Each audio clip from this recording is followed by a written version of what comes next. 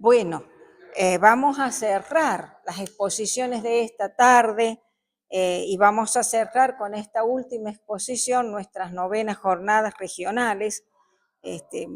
Lo vamos a hacer con una exposición de un muy estimado amigo, un muy estimado presidente sanmartiniano de la Asociación Cultural Sanmartiniana de Lobos, provincia de Buenos Aires, Marcelo Gatti, el profesor Marcelo Gatti. En verdad, la Asociación de Lobos es muy apreciada y muy valorada en la provincia de Buenos Aires, dentro de todas las asociaciones, por la enorme cúmulo de actividades sociales, comunitarias, culturales y educativas que realiza. Es muy extraño hablar con Marcelo y encontrar que él está en su casa tomando un pequeño descanso. Es imposible, siempre está rodeado de alumnos, de estudiantes, haciendo mucha tarea. Perdón. Es imposible. Es una persona absolutamente ocupada, dedicada y preocupada por todo lo que es la vida del general San Martín, la gesta del padre de la patria, como lo llamamos todos los sanmartinianos, y en general de todos lo que tiene que ver con la gesta emancipadora. Muchas veces se ha interesado por nuestro granadero emblemático, el coronel Juan Pascual Pringles.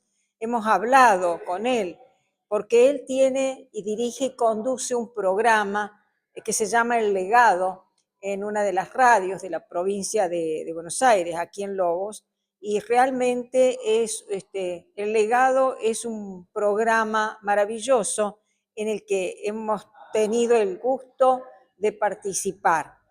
En El Legado va a salir también una participación nuestra a propósito de la vida del granadero emblemático de San Luis, Juan Pascual Pringles, y vamos a salir al aire el próximo martes, si Dios quiere, de modo que, bueno, entre todas las actividades que realiza Marcelo Gatti está la de ese emblemático programa dedicado a la promoción de todo lo que es la vida y la gesta del general San Martín. Hoy él nos va a hablar de la vida del general José de San Martín y sus valores. Por favor, Maki, cuando quiera. Bien, buenos días. Mi nombre es Marcelo Gatti de la Asociación Cultural Sanmartiniana de Lobos y hoy, les quiero hacer una evaluación, comentario sobre la vida del general José Francisco de San Martín. Ante todo, quiero agradecerle a la Asociación Cultural Sanmartiniana de San Luis, Urbano Núñez, y a su presidenta Marta Moyano, porque realmente, quiero agradecer esta invitación y destacar el trabajo que durante todo el año realizan y fundamentalmente en esta jornada sanmartiniana, que para transmitir el legado sanmartiniano realmente esta jornada tienen un gran valor. ¿Y qué sentido tiene hablar de la historia, de los valores sanmartinianos? Yo creo que ya el general Manuel Belgrano decía: estudiar el pasado sirve al hombre para manejarse en el presente y en el porvenir. Y de esto se trata, teniendo en cuenta la realidad que hoy nos toca vivir a los argentinos. Yo creo que estudiar los valores sanmartinianos, leer a San Martín, leer sus cartas, tratar de interpretar su pensamiento, los valores que nos ha dejado para la actualidad que vivimos, para las futuras generaciones y para nosotros, tienen gran valor. Por eso me interesa leer y compartir con ustedes algunos pensamientos. San Martín siempre estuvo preocupado por toda Latinoamérica, por los hermanos americanos, y de hecho con esta sucesión de declarar la independencia en 3 países no es poca cosa. Yo creo que es una de los hitos históricos más importantes de la vida de San Martín, porque no declaró solamente, si bien no firma la declaración de la independencia en nuestro país, pero desde Cuyo y el otro gran luchador por la independencia americana, Manuel Belgrano, hicieron mucho. Desde que pisó tierra americana en 1812, vino con una gran actitud, con la gran actitud de esfuerzo. Ya desde chiquito, desde que muy niño nace en Yapeyú, su padre y su familia, fundamentalmente su padre como teniente gobernador, llevó una vida de mucho sacrificio, una vida ordenada, una vida dedicada a su trabajo y a sus compromisos. Yo creo que ese valor de alguna manera lo mamó, lo aprendió en su vínculo familiar.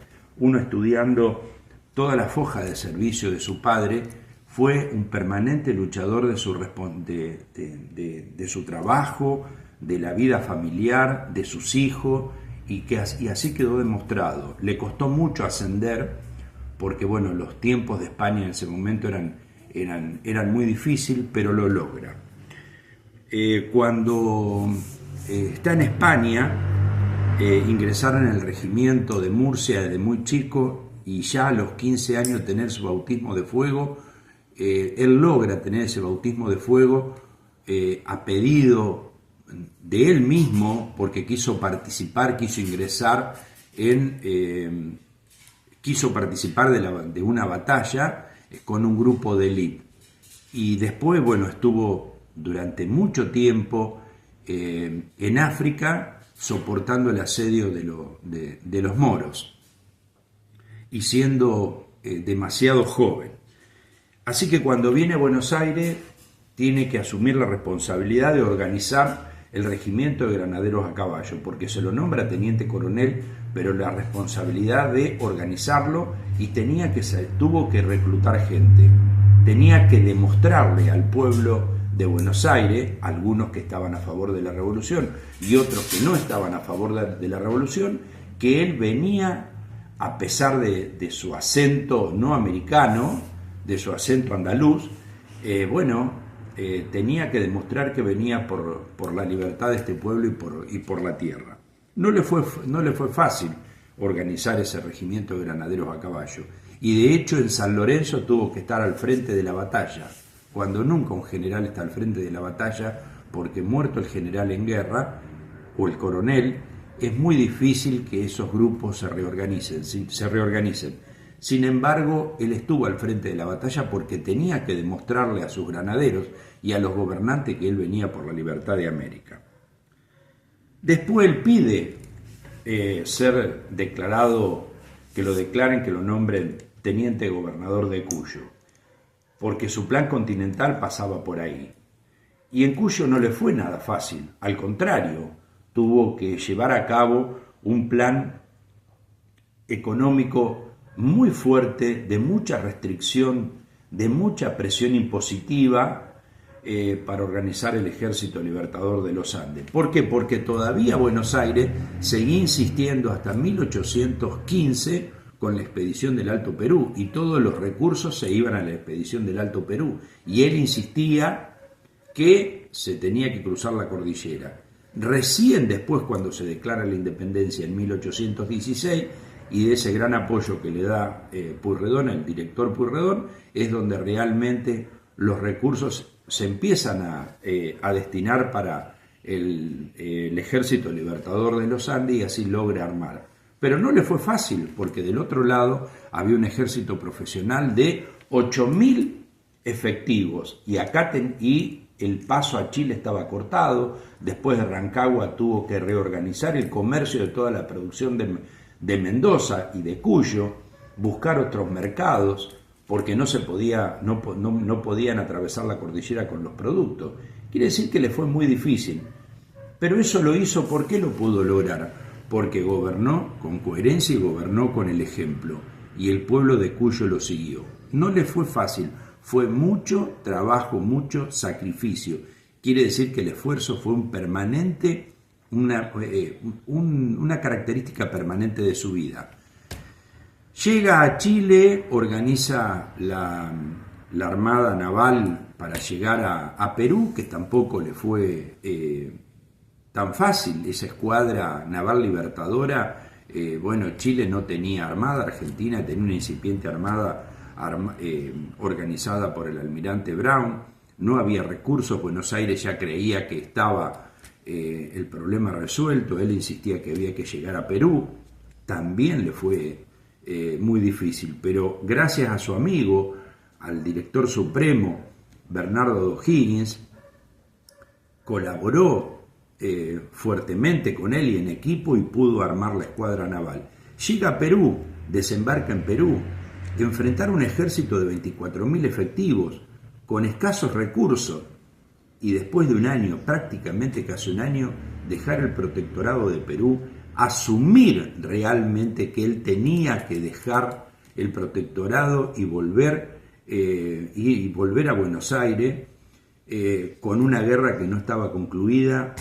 Si no le fue sacrificio eso, si no le fue esfuerzo, ¿qué es el esfuerzo y qué es el sacrificio? Y después seguir su derrotero en Europa, gestionando y ya no pelea con su sable, pelea con su palabra, con el ejemplo, con las cartas, hasta que Francia e Inglaterra reconocen la libertad de los pueblos americanos. Así que podemos decir que su vida fue un permanente esfuerzo. No fue una persona de mucha modestia, siempre vivió con lo justo, siempre vivió con lo justo. Desde que llega a Buenos Aires empieza a destinar el 50% de sus saberes como teniente coronel del Regimiento de Granaderos a Caballo para la organización del Regimiento de Granaderos a Caballo. Después, estando como general en jefe del Ejército de los Andes, empieza a donar también, destina el 50%, que después lo reduce a 1/3 porque no le alcanzaba para vivir. Cuando después de la batalla de Chacabuco, el gobierno de Chile le dona 1/5, el producto de esa quinta, los 2/3 estaba destinado a la promoción de un hospital de mujeres y a un vacunatorio contra la viruela, porque la viruela hacía desastre. Siempre estuvo comprometido con los americanos. Ahora bien, él impone sacrificios, por supuesto que los impone, pero él es el primero que se sacrifica para demostrarle a sus gobernados, a sus subordinados dentro del ejército, que el primer esfuerzo lo tenía que hacer él y los demás lo hacían todos. Y ya siendo una persona mayor, estando en Francia, le voy a leer una pequeña carta que le manda O'Higgins cuando el Estado de Perú le debía 33.000 pesos de sueldo y había dejado de pagar su jubilación que le había sido autorizada por el Cabildo. Y le manda una carta a O'Higgins diciéndole: la deuda que tiene el Estado peruano son de 33.000 pesos. Mi situación es bastante complicada en lo económico. Me deben 33.000 pesos. Bueno, la situación en que se hallara esa república, y sería en mí una falta de consideración exigir mis atrasos. Yo remediaría mis necesidades con 4.000 pesos anuales, sin molestar más a ese gobierno que tanto necesita. Aún sabiendo que le estaban debiendo mucho dinero para poder vivir, porque su única preocupación era la educación de su hija, solo le pide 4.000 pesos de los 33.000 que le están debiendo. Fíjense si no sigue aún pensando en los pueblos americanos. Realmente tenía una gran generosidad. Repito, esfuerzo, generosidad, modestia y generosidad social. Son 4 valores que hoy nosotros tenemos la obligación de transmitir, y las futuras generaciones tienen el derecho de reconocer, porque este país se hizo desde el esfuerzo, desde el sacrificio, desde la modestia y de la humildad y de la honestidad, desde la honestidad. Siempre fue una persona que pensó en la unidad de América, siempre. En 1816 hay 3 cartas donde le manda a Estanislao López, a Ramírez, a Francisco Ramírez y a Artigas, donde le dice que cada gota que se vierte de hermano americano le llega al corazón. ¿Qué le está pidiendo? En la anarquía de 1820 que se produce en Buenos Aires, y él, yo creo que ni siquiera estaba profundamente, no conocía profundamente las causas de la anarquía, pero sabía que los enemigos de América eran los realistas. Entonces tenía la necesidad de que los hermanos americanos llegaran a un entendimiento. Qué gran mensaje, qué gran valor para tener hoy en día, a horas de haber concluido un acto eleccionario, empezar a pensar los argentinos en la unidad nacional, que tanto la necesitamos. Esta es la vigencia que el general San Martín tiene para la actualidad, la honestidad.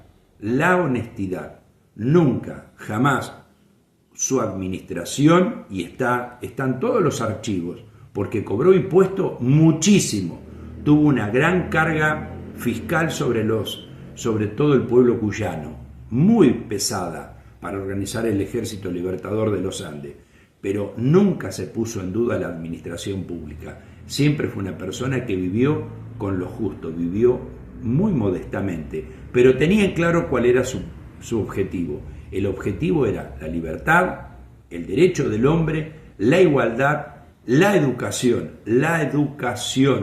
Destinaba plata de sus saberes para fomentar la educación. En una oportunidad manda a organizar una cátedra de matemática para los jóvenes, porque él entendía que una libertad de un pueblo solo se puede mantener desde la educación. Educando se hacen mentes libres, si no, lamentablemente el hombre es de alguna manera utilizado. Este es mi sencillo mensaje de ver a San Martín desde la actualidad, desde un país que estamos atravesando horas difíciles y no tenemos que ir a buscar ninguna solución afuera, la tenemos en los hombres de nuestra historia. Muchas gracias.